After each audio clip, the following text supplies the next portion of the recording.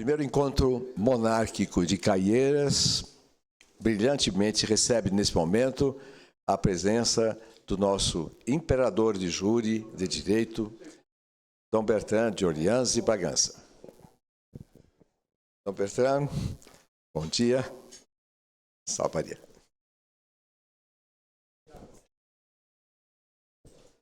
Vossa Alteza tem a palavra? Já? Se quiser.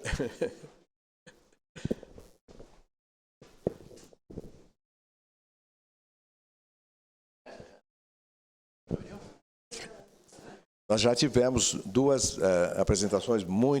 palestras imperiais, Dom Bertrand, de grande excelência, de grande propriedade. O Dr. Sepúlveda falou primeiro, ou ultimamente, e primeiro o professor Jonathan fez uma explanação belíssima, uma síntese do que é. Olha aqui, o nosso filósofo.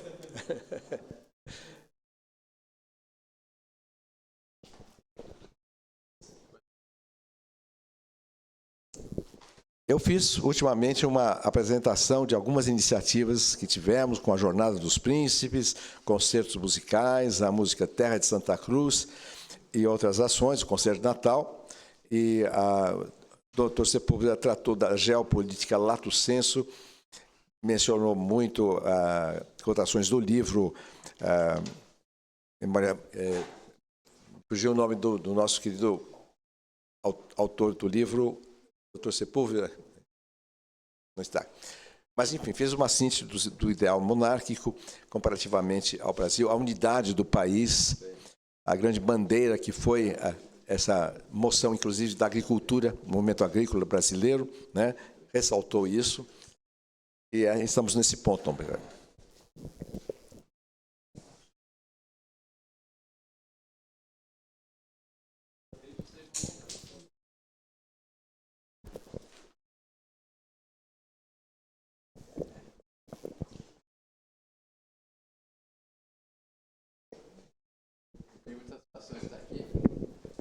Vejo numa cidade pequena, mas é uma prova da vitalidade dos nossos ideais.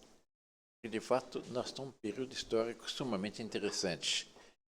Não é só no Brasil que está havendo essa reação tradicional, mas é no mundo, todo mundo ocidental, nos Estados Unidos, na França, na Itália, praticamente toda parte. As últimas eleições europeias tiveram um resultado surpreendente. O pessoal ficou completamente, de esquerda, ficaram completamente desconcertado com os resultados. Na França, a direita ganhou, varreu a esquerda, o Partido Socialista praticamente desapareceu, e as esquerdas estão minguando. E as pessoas estão perplexas. E o grande problema que se põe é o seguinte: para onde nós vamos ir? Qual é o grande problema do mundo atual? O grande problema do mundo atual é que se abandonaram os ideais da cristandade. Esse é o ponto central. E toda uma civilização construída a partir da Revolução Francesa, depois dessas revoluções culturais todas, etc., dando as costas a Deus, tendo a pretensão de organizar-se como se Deus não existisse. O resultado é um caos. Porque Deus Nosso Senhor, na sua infinita sabedoria, não só criou o homem à sua imagem e semelhança, mas criou uma civilização, inspirou uma civilização que correspondesse à natureza humana. Todo homem tem, Agostinho diz, a lei natural gravada no seu coração. Aí nossos filósofos aqui para conversar, confirmar. Quer dizer, a pessoa, uma criança, nasce e, na medida que vai tendo razão, ele sabe que não pode mentir. Por que a criança fica vermelha quando mente? Sabe que não pode roubar. Eu vou aqui fazer uma confissão pública. Eu, quando era menino, meu pai tinha uma coleção de senos muito boa. E dava com os irmãos mais velhos, 2 irmãos mais velhos, os senos melhores. E eu tinha 4 anos. Então, seninhos feinhos, mas eu já dizia que os deles eram mais bonitos. Uma vez meu pai saiu com 2 irmãos mais velhos, eu fiz o que não devia. Roubei. algo em mim dizia que não podia ter feito isso. Depois ficou tanta vergonha em mim mesmo que eu me escondi atrás de um sofá o resto do dia. Porque ele sabe, eu sentia que eu não podia ter feito isso. Mas isso vale para toda a natureza, inclusive os animais.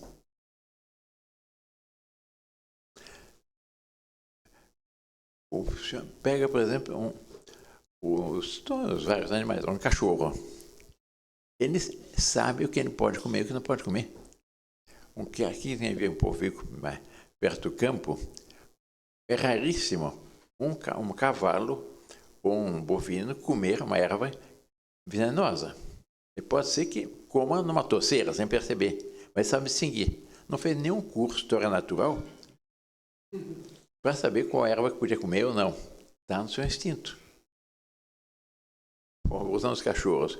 Os cachorros, de vez em quando, já devem ter visto cachorro comendo capim. Não é natural comer cachorro comer capim. É quem está com dor de barriga. E ele come capim porque ele sabe que é o remédio dele. Isso é natural. A beleza da natureza e a beleza da sociedade é saber apreciar a obra de Deus, admirar essa obra, etc. Isso vale para a natureza, vale para os animais, vale para a física, para a matemática. Quem é que inventou a lei de Newton? Ninguém. Newton descobriu a lei, mas ninguém inventou. E aí de quem queria criar um prédio abstraindo da lei de Newton. Mas Deus exatamente fez a sociedade e criou, segundo está no catecismo, nós aprendemos, o homem à sua imagem e semelhança. Ele não poderia ter criado todos os homens que fosse a sua imagem e semelhança perfeita e que fossem iguais.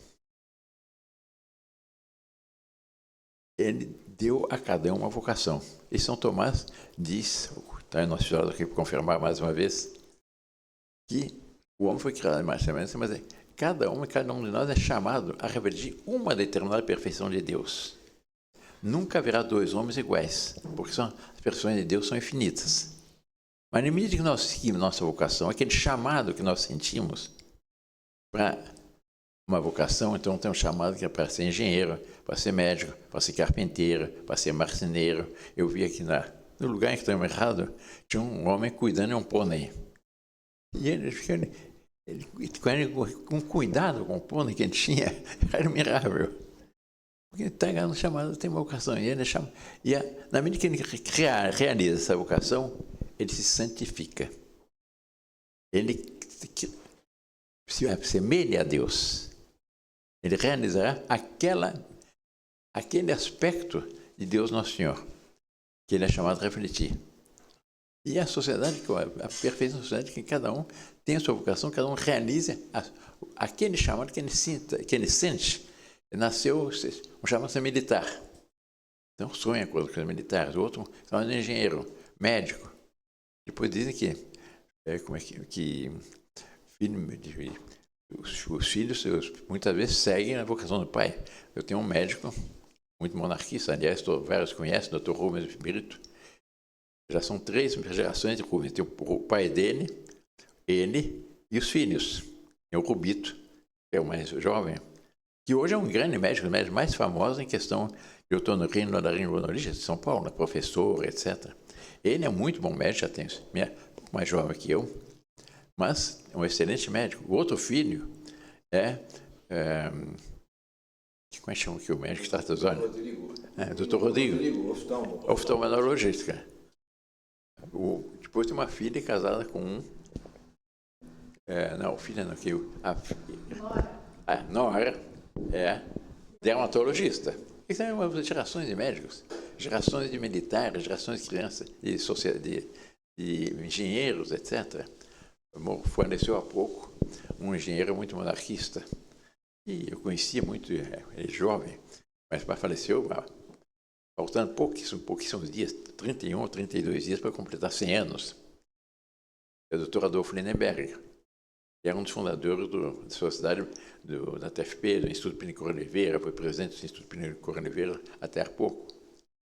Faleceu com 100 anos. O filho também é engenheiro, é arquiteto, construtor, está continuando as coisas, a obra do Pai. Mas é assim toda a sociedade. E o homem deve inspirar-se naqueles princípios postos por Deus para a sociedade. E fala nos direitos humanos.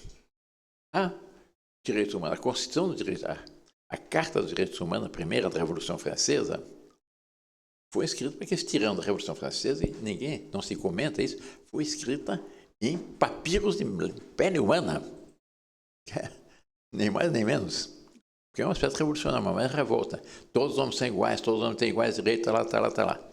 Deu nesse caos do mundo revolucionário. Ninguém se entende.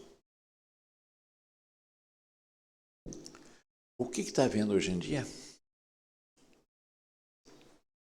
Uma procura da verdade, uma procura do belo, uma procura da ordem. Isso vem em toda parte. Essas eleições europeias foi uma reação, foi uma vitória estrondosa das direitas, foi uma reação a esse caos do mundo moderno, desse mundo sem rumo. Mas essa reação tem que ir adiante. A solução não é só eleitoral, mas é restaurar aquela boa ordem posta por Deus na criação. E essa ordem tem alguns princípios fundamentais que nos foram dados, que é a lei natural, que são aquelas leis escritas no coração do homem, pelo dedo de Deus no coração de homem, assim, mas estão codificadas pelos 10 mandamentos da lei de Deus. Santo Agostinho sugere o seguinte pensamento: imagine uma cidade, uma região, uma nação, e todos cumprem os 10 mandamentos da lei de Deus. Que problema haveria? Nenhum. Teria apenas alguns regulamentos para garantir a propriedade, para garantir a família, etc. Mas o Estado não tem o direito, nesses pontos de lei natural, de legislar seu bel prazer. São aqueles direitos que decorrem da fato nós sermos criatura de Deus e que todos nós temos o direito à vida, o direito à educação dos filhos, o direito da vida, da concepção à morte natural, o direito da educação dos filhos. Eu costumo dizer que uma das barbaridades dos dias de hoje é o Ministério da Educação, porque é o Estado que usurpa um dos mais sagrados direitos das famílias, que é o direito à educação dos filhos. O direito ao trabalho, o direito ao salário justo familiar, o direito à propriedade. O direito à propriedade, a definição mais simples que existe, direito à propriedade, está na encíclica do Papa Leão XIII, Rerum Novarum. Trabalho acumulado. Eu trabalho para necessário meu sustento. Eu trabalho algo a mais que necessário meu sustento. Dia após dia, eu acumulo esse algo a mais. Eu vou somando esse algo a mais. Com isso eu vou formando. Compro minha roupa, compro meu automóvel, compro minha casa, minha fazenda, etc. É meu. Hoje nós temos um Estado que rouba o fruto do nosso trabalho. Se eu não sou dono do fruto do meu trabalho, eu sou um escravo do Estado. Então, e assim uma série de direitos resultam exatamente da natureza humana como Deus a fez. Então, vários direitos. Então, a solução para problemas atuais é a restauração da cristandade. Se nós formos ver o que esses partidos de esquerda estão fazendo no Brasil e no mundo, mas vamos pegar o caso brasileiro, onde tem todas as obras, leis, PT, dessas esquerdas, tem um denominador comum, aquilo que destrói os restos de cristandade nós temos. Acabaram com a família, eles usurpam os direitos dos pais e impõem o Enem e o Ministério da Educação, que diz que o que a criança tem que aprender, que tem que aprender uma agenda marxista, corrói a propriedade, impostos cada vez mais altos, garante que uma gangue de ladrões viva às nossas custas, nossos impostos. Essa é a realidade. O que fazer? Restaurar a cristandade. O filósofo Sócrates dizia uma coisa muito interessante. Perguntaram a Sócrates o que a Grécia estava num período de... A Grécia estava num período difícil, certas crises sociais, etc. E foram perguntar a Sócrates o que devemos fazer para voltarmos a sermos felizes. Sócrates deu uma resposta óbvia. Façam aquilo que faziam quando eram felizes. Quando é que os homens eram felizes? Na Idade Média. Naquele período que o próprio Marx, no livro Capital, diz que foi o período áureo do que a gente chama o proletariado. Nós chamaríamos os trabalhadores manuais. Mas foi o auge da sociedade. Por quê? Porque havia uma sociedade hierárquica, ordenada, etc. E que tinham como modelo, como analogado primário, qual? A família. Toda a sociedade era um conjunto de famílias. E os problemas todos se resolviam simplesmente respeitando os direitos das famílias. Eu ainda peguei os mais iguais aqui. Mal, quando eu pegou ainda algum disso, é mais jovem que eu. Eu aqui sou de longe o mais velho. Um período em que ainda tinha o resto dessa cristandade, que eram os respeitavam o direito de propriedade e no campo, a fazenda, que era uma grande família.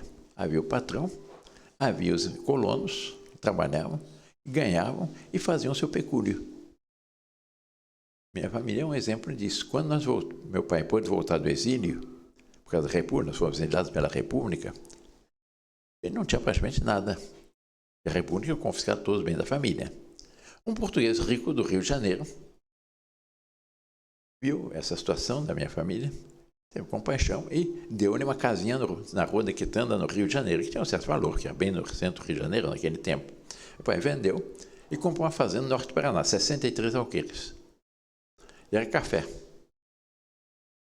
E tudo, não havia naquele tempo, ainda não havia tratores, em casa não tinha luz elétrica, em casa não tinha luz elétrica, não tinha nada. Mas havia aquela fazenda que era um pequeno reino. Meu pai era como que o pequeno rei naquela fazenda. Mas era o chefe da família, não só dos seus próprios filhos, mas ele atuava com relação aos vários colonos, que ficavam naquele tempo, tudo, não havia mecanização agrícola. Ele atuava com seus colonos como um bom pai. Quando um colono, os garotos conheciam bem, não sei se naquele tempo havia, cada colono recebia, se contratava, o colono, para saber quando a pessoa viu uma pessoa que pedia para emprego, etc., a pergunta qual era? Sua família tem quantas enxadas? Já 5 enxadas, famílias grandes? Ah, está contratado. Uma enxada só? Não. Se fosse, podia ser jovem, etc., contratava. Mas era. E os de 5, o Brambila, que está lá no fundo, morando era uma cidadezinha, vinha poucos quilômetros, sabe disso. Quando eram 5, 7 enxadas, então, não tem a menor dúvida. E quantos colonos da fazenda do meu pai chegaram, aquela região de fronteira agrícola, café, etc., chegavam de Minas com a roupa do corpo, alguns anos depois, com a economia que faziam, compravam sua terra. E hoje são fazendeiros. E era normal. E ele tinha um salário fixo por número de pés de café que ele cuidasse. Então, se tem 5 enxadas, cuidava, digamos, 7.000 pés de café. Eu tinha 5 enxadas, cuidava de 5.000 pés. E, assim, cuidava de toda a fazenda. Cada um tinha a sua responsabilidade. Mas no período da colheita, além disso, que é o fixo, ganhava o saco de café colhido. E era a festa. E aquilo era bonito porque havia toda uma...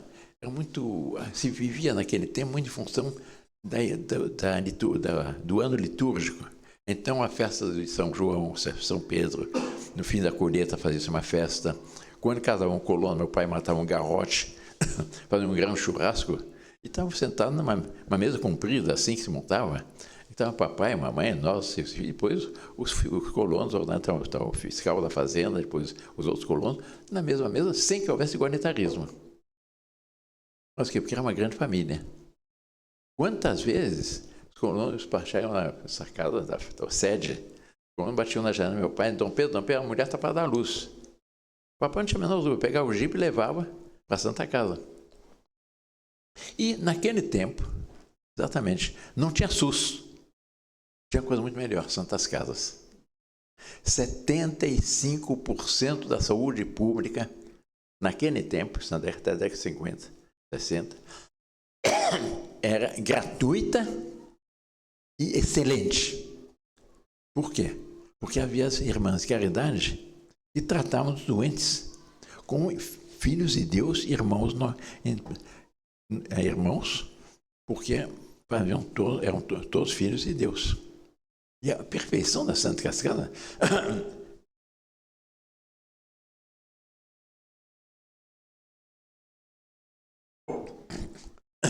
era admirável. Santa Casa, cidade pequena, 15 mil habitantes, mas na Santa Casa, um primor. Bem limpa, branco, com as portas azuis. Mas o outro que é mais ou menos com o terno daquele que está ali, aquele terno azul. Mas, e era bonita, mas impecavelmente limpa. Isso não era só em Jacarezinho, nós morávamos, mas era em Ribeirão Claro, morava em Brambila, era em Londrina, todo aquele norte do Paraná. E aqui no interior também, todas as cidades tinham sua Santa Casa. Dom Luís viveu muito tempo numa fazenda em Amparo. E nós íamos todos os fins de semana lá. Eu gostava muito de fazer equitação. E fazia algumas coisas algumas imprudências. Eu gostava muito de fazer chama cross country, que é aquelas corridas que você vai no meio do campo, salta a porteira, salta um taburro, salta um barranco, etc. 2 vezes acabei. Coincidência, acabei onde? Na Santa Casa.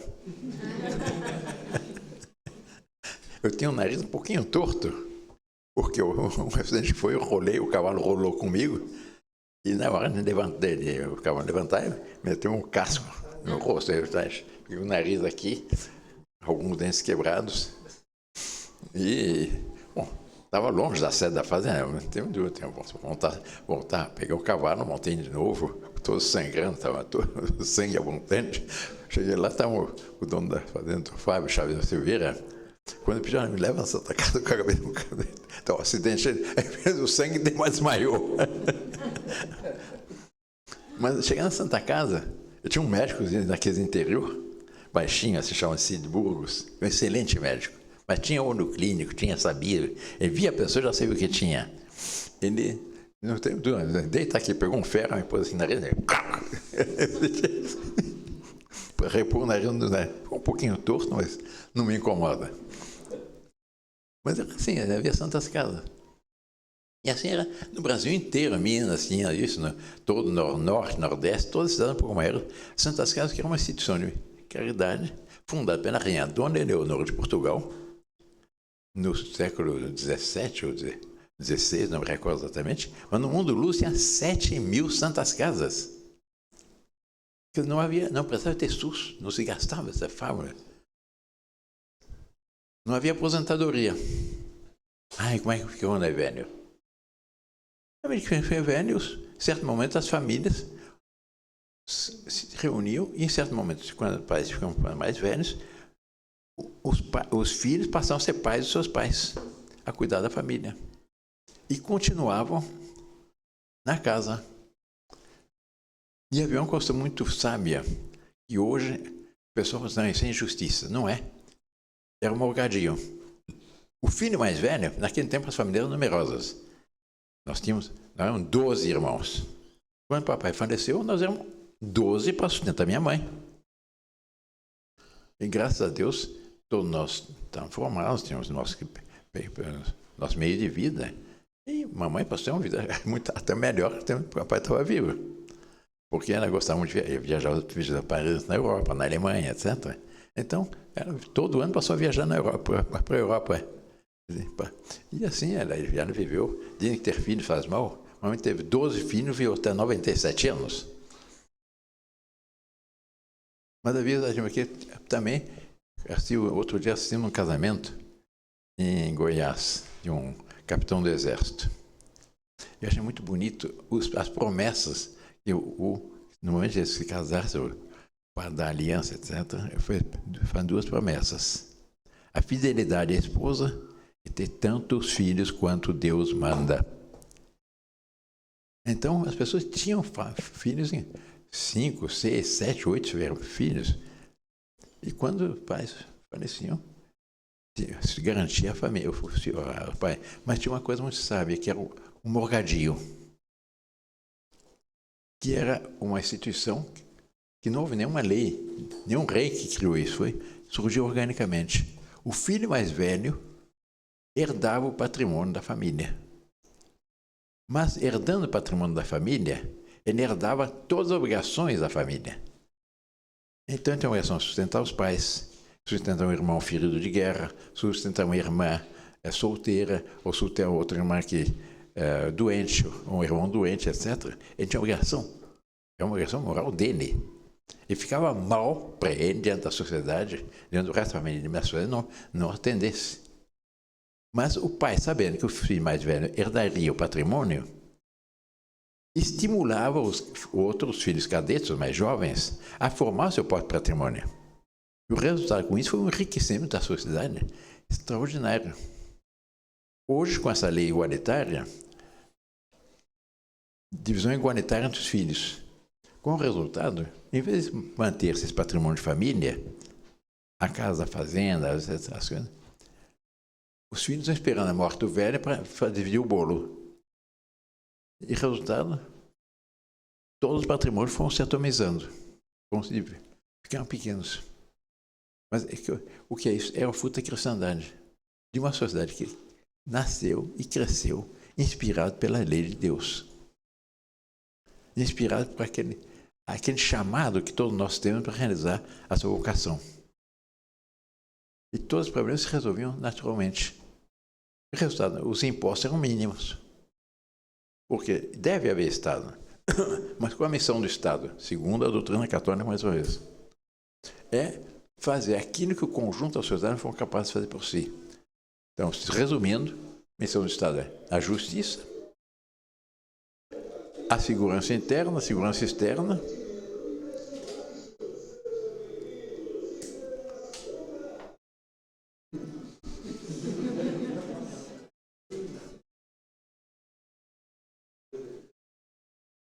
e a diplomacia. Esqueceu educação e saúde. Quem é que disse que a função do Estado é educação e saúde? Não é função do Estado, é função da sociedade, é função da família. Mas hoje não. O Estado tem um Estado que se organizou, virando as costas para Deus, e ele vai organizar a sociedade como se Deus não existisse. Resultado, o Estado fica Deus. E nós temos um Estado que julga no direito de legislar sobre absolutamente tudo. Eu estudo direito, vários aqui talvez tenham estudado direito. Há um princípio que a gente aprende logo no início do curso de direito, que é um princípio geral dos princípios, os princípios gerais de direito, que é plurima lex pessima res publica. Quanto maior o número de leis, pior a coisa pública. O Papa Pio Bento XVI disse uma coisa que eu gostei muito, uma encíclica, que ele fez pouco antes de morrer, que é Deus.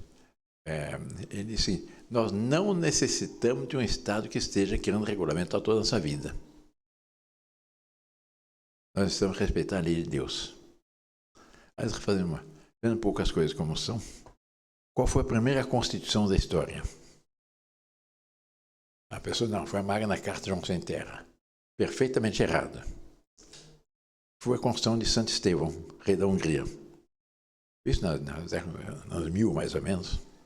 Ele era bárbaro, que aquela região ainda era toda bárbara, era pagã. Tinha algumas tantas mulheres, mas foi convertido por monges. Converteu à religião católica. Acertou a vida de todas as outras mulheres, ficou com uma. E estabeleceu para a Hungria, como Constituição do Reino da Hungria, os 10 mandamentos da lei de Deus. Precisa muito mais coisa? Não. Alguns regulamentos regulam que garanta a propriedade, que segurança da família, etc., mas não precisa de um Estado que seja uma espécie de pai tirano, que indica que não pode fazer isso, não pode fazer aquilo, não sei quantas regras. Esse Estado que a gente se sente controlando em tudo, né? Bom, de São Paulo para cá, eu passei no Ocidente, não sei quantos pardais. É o Estado me tiranizando. Não estava eu que estava guiando, mas que todos nós somos idiotas só não respeitamos nada, etc. Antigamente não havia Paradise. E havia muito menos acidentes. Havia mais liberdade, muito mais autenticidade. Depois, não havia essas cidades imensas. Por quê? Porque a vida orgânica no campo, as fazendas, etc., havia muito menos do que isso. Eu conheci São Paulo quando tinha 1 milhão de habitantes. E já era demais. Mas havia a divisão. Na Europa, por exemplo, na Alemanha, a capital hoje, a Europa Unida, mas eu estou contra essa questão da Europa Unida, mas a capital econômica da Europa é Frankfurt, a cidade na Alemanha. Não tem 1 milhão de habitantes. Há muito mais divisão, é tudo mais orgânico. Então, o que fazer? Reconstruir a cristandade. E é muito bonito se nós formos ver o nosso passado. O nosso passado foi um passado que surgiu. E eu vou agora entrar um pouco no aspecto histórico, que me pensar que eu vou me sentar, vou ter um joelho ruim. Do pequeno Portugal. De um reino que não tinha 1 milhão de habitantes, mas que sentiu um chamado da providência para a expansão da cristandade. Nasceu em 1100, a data de nascimento de Portugal se considera que é a Batalha de Ourique, porque a Península Ibérica tinha sido invadida pelos muçulmanos e já estava uma verdadeira tirania muçulmana. E houve uma reação dos cristãos. Em Portugal, com Dom Afonso Henrique, na Espanha, o rei das Astúrias, Dom Pelayo, mas começaram as reconquistas de toda a Europa.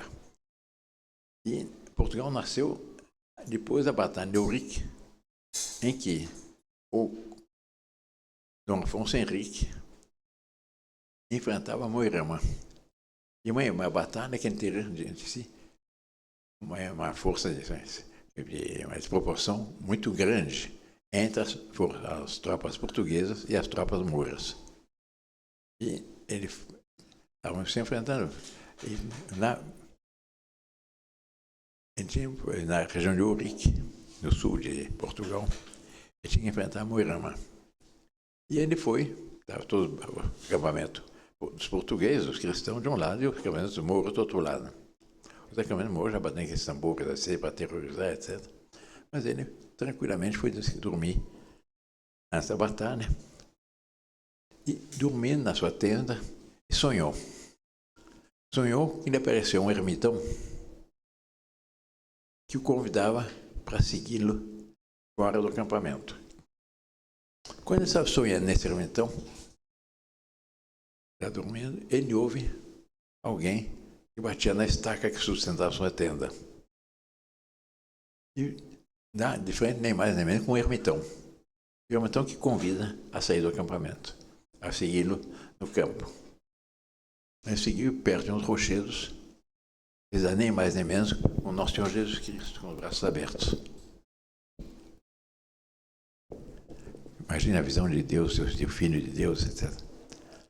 E aí eu leio a descrição dessa cena, escrita por Frei Antônio Brandão, que é considerado por Alexandre Herculano como o mais grave de nossos historiadores portugueses. Eu perguntei porque é tão bonita a descrição. Ele volta para Nosso Senhor e diz: a fim de que me apareceis, Senhor? Cabeça dura de portugueses. Quereis porventura acrescentar fé a quem tem tanta? Melhor é por certo que vos vejam os inimigos e creiam em vós do que eu, que desde a fonte do batismo vos conheci por Deus verdadeiro, Filho da Virgem e do Padre Eterno. E assim o conheço agora. O Senhor, com um tom de voz suave, que as minhas orelhas indignas ouviram, me disse: não te apareci deste modo para acrescentar a tua fé, mas para fortalecer o teu coração nesse conflito e fundar os princípios do teu reino sobre pedra firme. Confia, Afonso, porque não só vencerás esta batalha, mas todas as outras que pelejaram com os inimigos da minha cruz. Acharás tua gente alegre e esforçada para a peleja, e te pedirá que entres na batalha com o título de rei. Não ponha em dúvida, mas tudo que lhe pedirem, lhe se concede facilmente. Eu, diz Nosso Senhor, sou o fundador e destruidor dos reinos e dos impérios, e quero em ti e teus descendentes fundar para mim um império, por cujo meio seja meu nome publicado entre as nações mais estranhas. E para que teus descendentes conheçam quem lhes dá o reino, comprarás o escudo de tuas armas com o preço com que eu remi o gênero humano. E daquele que fui comprado dos judeus, e ser-me santificado, puro na fé e amado na piedade. Assim nasceu Portugal. E é por isso até hoje tem na bandeira portuguesa as quinas, que são as 30 moedas que Nosso Senhor foi comprado dos judeus. Venceu extraordinariamente, e aí começou a reconquista de Portugal. E esse pequeno reino, que tinha menos de 1 milhão de habitantes, por 1500, conquistou a metade do mundo. África, Oceania, Ásia, Macau na China, até o Timor, lá do outro lado do planeta. Mas conquistou a metade do mundo. E não conquistou apenas pela ganância e riqueza, mas conquistou para a expansão da fé. Alguns anos depois, veio em Portugal um outro grande rei, Dom Dinis, casado com uma santa, Santa Isabel de Portugal. Mas foi ele que plantou os pinheirais que existiam na região de Leiria, onde Nossa Senhora apareceu muitos anos depois, com o qual foram construídas as caravanas que para cá vieram. Quer dizer, já pensando para futuras gerações.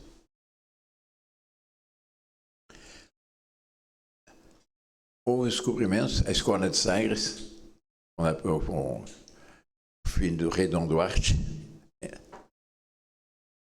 Henrique, o navegador, que era considerado santo também, e que fazia um estudo dos mares, para conhecer as correntezas, os ventos alísios, etc., para aproximar das navegações. E foi o que garantiu essa expansão de Portugal, que é a sabedoria dos mares, que só Portugal tinha. Aliás, dizem que português é burro, português não tem nada de burro. São espertíssimos. Eles perceberam, em certo momento, que em Sagres, os ingleses iam lá para roubar os mapas e os estudos para também garantir as navegações dele, inglês, holandês, etc.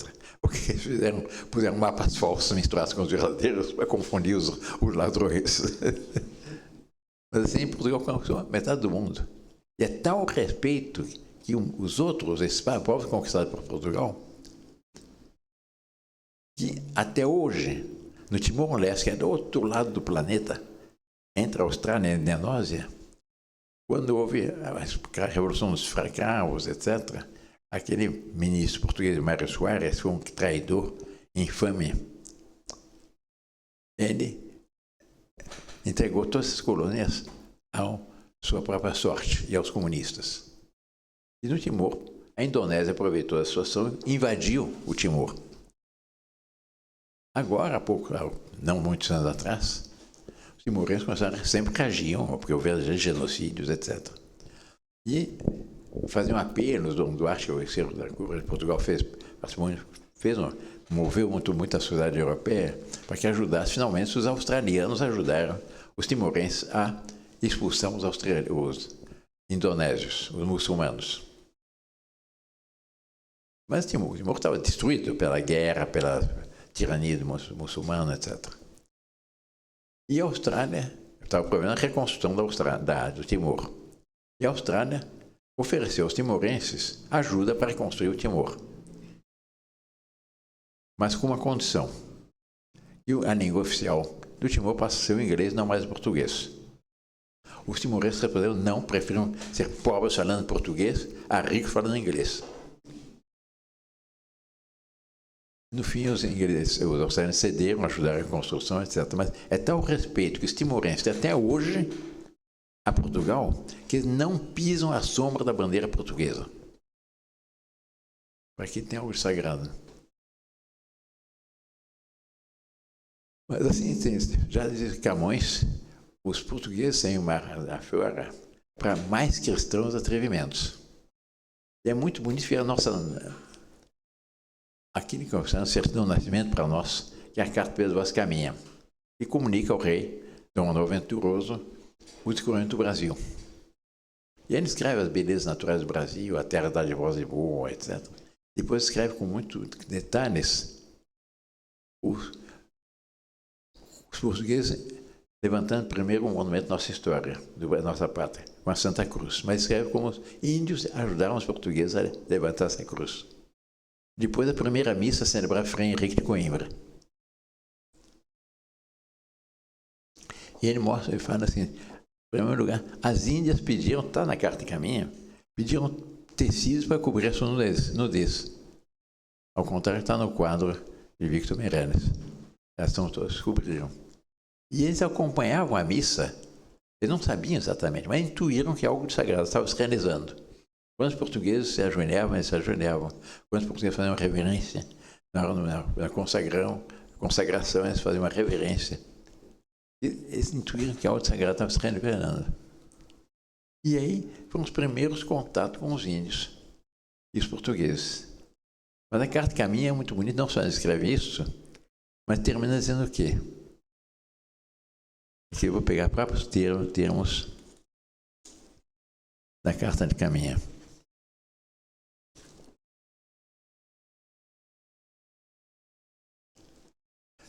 Diz Pedro Vaz Caminha na carta ao rei. Mas o melhor fruto que nela se pode fazer, me parece, será a salvar esta gente, e essa deve ser a principal semente que Vossa Alteza nela deve lançar, e fazer o que Vossa Alteza tanto deseja, a saber, o acrescentamento da nossa santa fé. A preocupação do rei qual era, fundamentalmente, o acrescentamento da nossa santa fé, a expansão da cristandade. Um pequeno detalhe para ver as coisas da providência. Quando os portugueses embarcaram, encontraram no Monte Pascoal um cipó. Cortando o cipó, encontraram o quê? A mesma cruz que estava nas velas da caravana de Cabral. A cruz de Cristo. Depois quiserem ver, mas está aqui. Esse é um pedaço de cipó que só existe no Monte Pascoal.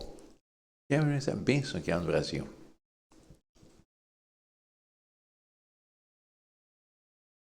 Pouco depois, já no reinado de Dom João III, o Brasil foi dividido às capitanias hereditárias, que é um sistema que tinha dado muito certo em Cabo Verde. Aqui no Brasil, só 2 capitanias deram certo, foi São Vicente e Pernambuco. Mas o regulamento dado pelo rei Dom João III aos donatários dizia o seguinte: o regimento está aqui.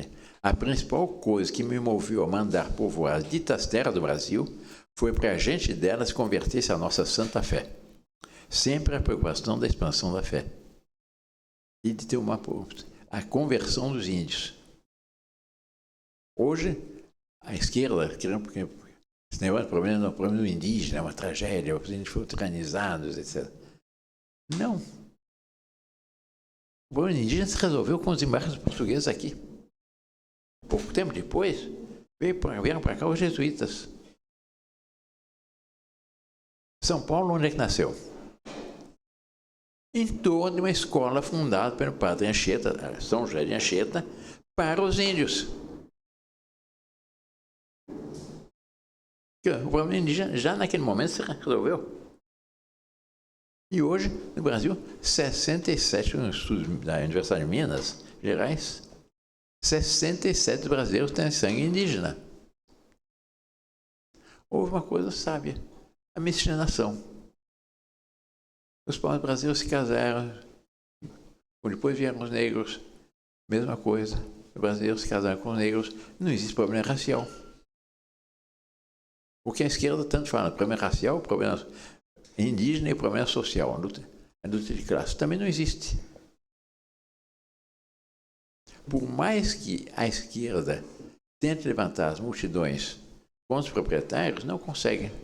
Não há um caso no Brasil de uma fazenda tenha sido invadida pelo MST, que os empregados tomaram partido do invasor.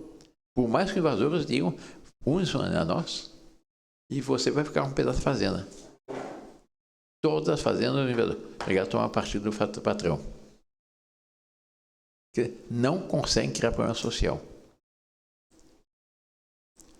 E nós vemos que esses planos de esquerda igualitários, eu diria inspirados pelo Satanás, porque fazer uma sociedade sem Deus é afastar Deus, é para ser o reino do demônio, evidentemente. A preocupação deles é criar esses problemas e não conseguem. Então, qual é a solução para o Brasil? É restaurar-se essa boa ordem que resulta da ordem natural. E, no caso da monarquia, com isso eu termino também. Por que nós somos monarquistas? Porque é o que melhor corresponde à boa ordem pós-moderna da criação. O que é uma família? É um pequeno reino. O pai é rei, os filhos são... A esposa é rainha e os filhos são príncipes herdeiros. É natural. Numa fazenda é a mesma coisa. Numa padaria é a mesma coisa. O padeiro, o português na sua padaria, atrás da sua caixa registradora, ele é um pequeno rei ali dentro. E a sociedade moderna acaba toda a estrutura orgânica natural, eles vão abolindo. Para que haja a sociedade verdadeira baseada no quê? Na caridade cristã. Amor de Deus, todas as coisas, é o próximo crescimento por amor de Deus. Eu tenho que ver o meu próximo como uma criatura de Deus, um irmão em nosso Senhor Jesus Cristo. Agora, São Paulo diz, se não vês no próximo um irmão em nosso Senhor Jesus Cristo, como amareis a Deus que não vês? Se não mais o próximo que vês, como amareis a Deus que não vês? Mas acaba o seguinte, é que na sociedade moderna, cada vez mais, anonimato. A pessoa cada vez mais é um número da sua carteira de identidade. E um Estado que domina, que nos controla toda forma, controla cartão de crédito, controla cheque, controla banco, controla dinheiro, e põe imposto, e põe multa, e põe imposto de herança, imposto disso, imposto daquilo. Fica um inferno. Qual a solução? Restaurar essa boa ordem familiar. Por exemplo, hoje em dia no shopping center, ninguém é ninguém. Supermercado, a gente tem um contato mais com o empregado na caixa registradora. Hoje em dia estão abolindo, até tem um sistema com cartão de crédito, vai marcando o que compra e não compra, e passa na caixa numa coisa eletrônica e já sai com as coisas. Mas não há mais o relacionamento. Não há mais aquele termo que havia antigamente, que era o açougueiro da família. Aqui, graças a Deus, aqui em Caieiras devem ter o açougueiro da família, o sapateiro da família, o verdureiro da família. E era um relacionamento baseado no quê? Baseado na caridade cristã. Amor ao próximo como si, amor a Deus sobre todas as coisas e ao próximo como si mesmo, por amor de Deus. Isso está acabando. Porque toda a sociedade moderna é uma pretensão de organizar-se tudo abstraindo desses princípios fundamentais. É preciso manter essa concepção familiar da sociedade. E a restauração dessa sociedade familiar. Automóvel. Só um pequeno exemplo. A gente compra um automóvel, tem 5 anos de garantia. Uma obrigação de fazer as revisões na concessionária. Aí vai à concessionária, eles comem os olhos da cara fazer essa revisão. Cada carro novo que me deram, tem que fazer revisão na concessionária. Vai na concessionária, cada revisão, a revisão é por ano, R$5.000 cada revisão. Eu, graças a Deus, tenho um mecânico que já está há 30 anos consertando meus carros. Que o concessionário cobra 5, 7 mil reais, ele faz por R$1.000. E eu contei falando para ele, agora a concessionária, aqui eu espero que a Caieiras não esteja assim ainda, mas em São Paulo tem que marcar uma hora, como se fosse marcar doente, o médico, para poder levar o carro para a concessionária. Tem que chegar naquela hora que tem um nome lá do jeito que recebe, tem um nome técnico que eu me lembro, que vai receber não sei o que a tal hora, assim. Tudo regulamentado. Aquela naturalidade da sociedade, aquela santa liberdade dos filhos de Deus, acabou. A tirania do Estado. Portanto, qual a nossa função enquanto meio-anarquista é estudarmos os princípios que geraram a sociedade católica, geraram a sociedade cristã, e que estão sendo abolidos, combater essa revolução, que é uma verdadeira revolução, contra definida no livro Revolução contra Revolução, do professor Pinico Oliveira, e restaurar essa cristandade. De um lado, é mostrar quais são os verdadeiros princípios da sociedade e a preocupação em restaurar a cristandade. Não tem outra solução. É o conselho de Sócrates, fazer aquilo que faziam quando eram felizes. Bom, essa seria algumas ideias para que as pessoas comecem a botar nas reuniões aqui com o Vinícius, aqui em Cainheiras, como estão se reunindo. E é bonito ver como há uma reação, e sobretudo a juventude está à procura dessa verdade. Eu vejo palestras que eu faço, universidades extremamente laicos. Quando eu apresento esses princípios, nunca ninguém me contesta. Mas palestras para a DESG, que é de ações no diplomado de escola superior de guerra. Me levando esse problema que é preciso restaurar a cristandade e acabar com o Estado laico. Porque o Estado laico é pecado. O Estado tem a pretensão de organizar-se como se Deus não existisse.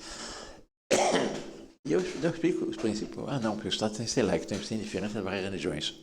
Não. Ele tem que sustentar a única verdadeira religião que existe, a religião católica.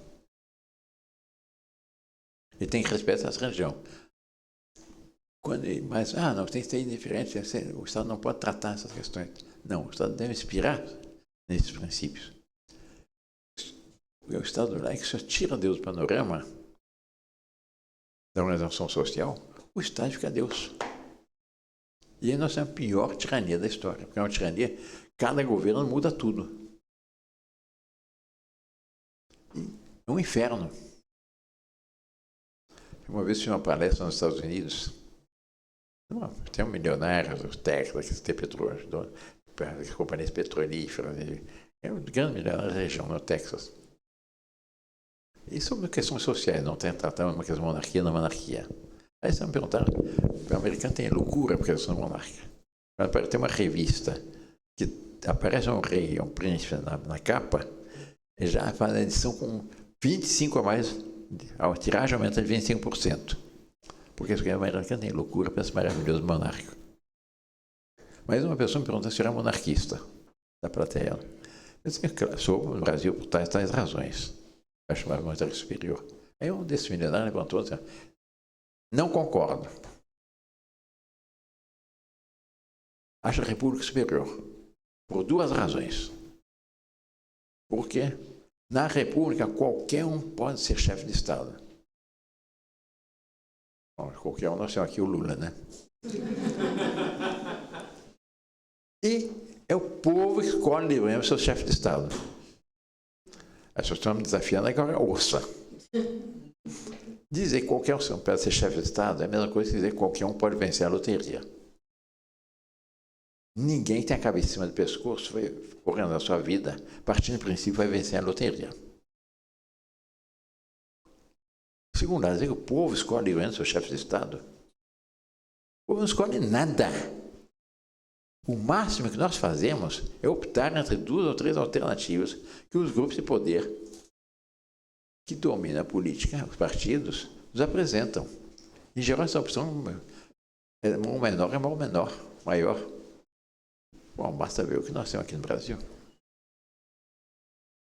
Mas se eu estou tão convencido das vantagens do sistema republicano, por que você não proclama a república na sua empresa?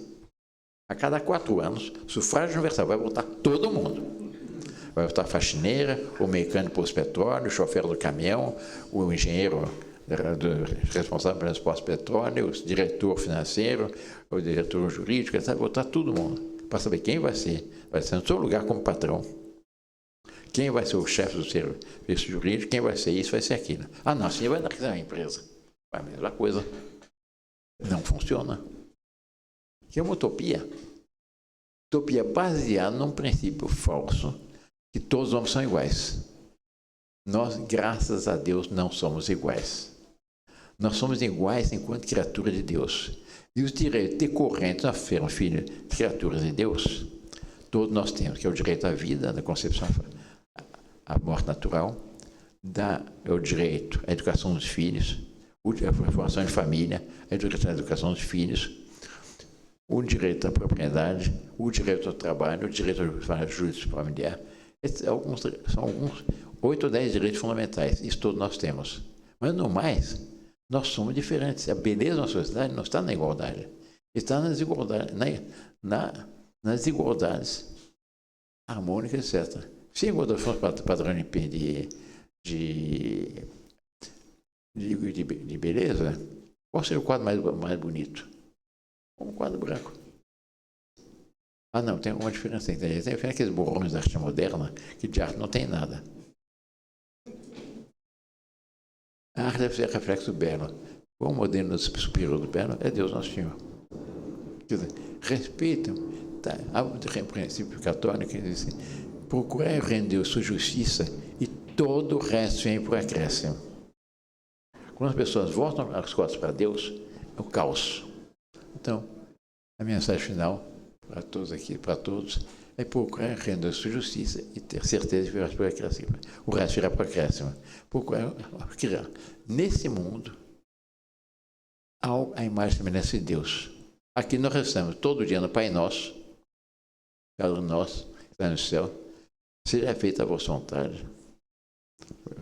Pai nosso que está no céu, venha a nosso vosso reino, seja feita a vossa vontade, assim na terra como no céu. Quer dizer, fazer desse mundo uma anticâmara do céu. Porque para nós que estamos no céu, santificado seja o vosso nome, quer dizer, glorificado seja Deus. O mais importante, a nossa missão é dar glória a Deus. A glória de Deus. Então, Pai, nós rezamos todo dia. E pedir à Santíssima Virgem, a Mãe do Criador, a Mãe do nosso Salvador, que nos ajude e nos abençoe em nossos esforços. Como fizeram nossos ancestrais, e como Nossa Senhora mesma está continuamente insistindo nesse ponto. Nossa Senhora apareceu em Fátima e falou dessa tragédia moderna, das ofensas feitas aos seus filhos, fez um apelo à conversão do mundo. E disse, não, isso não vai acontecer, virá um grande castigo. Mas, dizia ela, mas por fim meu imaculado coração triunfará. E se nós formos fiéis a esse chamado, nós procuramos Deus sua justiça, por fim será o triunfo do imaculado coração de Maria. E nós não podemos imaginar o triunfo do imaculado coração de Maria com república. Nossa Senhora não é primeira dama, que muda a cada 4 anos. É a Rainha do Céu. Pensamos a Rainha do Céu que intervenha por nós. E nos ajude nossos esforços, somar os esforços com todo um verdadeiro despertar de procura da realidade para que o mundo venha a ser aquilo que está destinado segundo os planos de Deus. Uma coisa muito bonita, apenas para terminar. Hoje em dia, tem toda uma perseguição contra as missas tradicionais, etc. E foi proibido, enfim, por autoridades eclesiásticas, não de falar a missa de sempre. Na França, um despertar ideal. Então, os jovens queriam o seguinte, não é a missa de sempre, é a missa dos jovens, é o que nós queremos.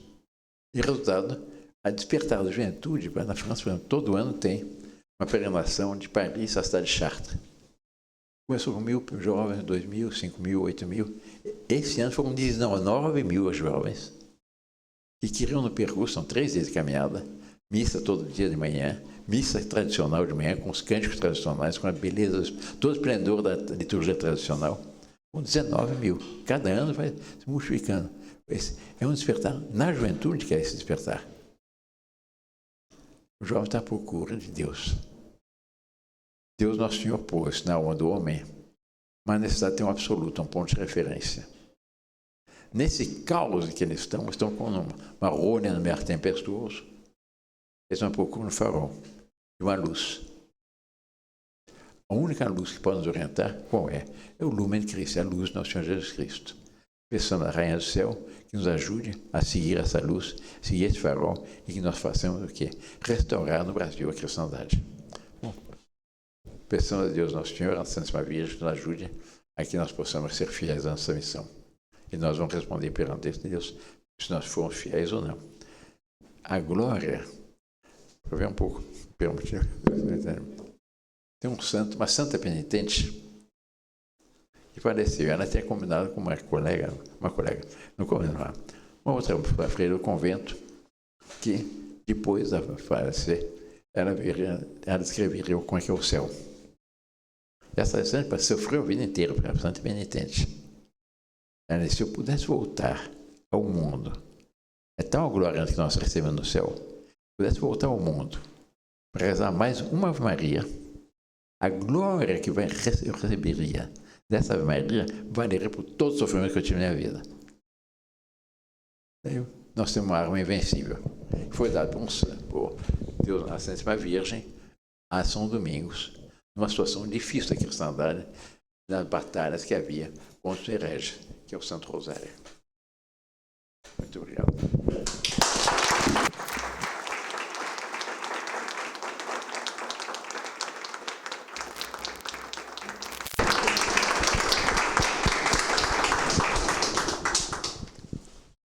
Agradecemos a Sua Alteza Imperial e Real Dom Bertrand, de Ordenança e Bragança, por sua belíssima palestra imperial e de fé.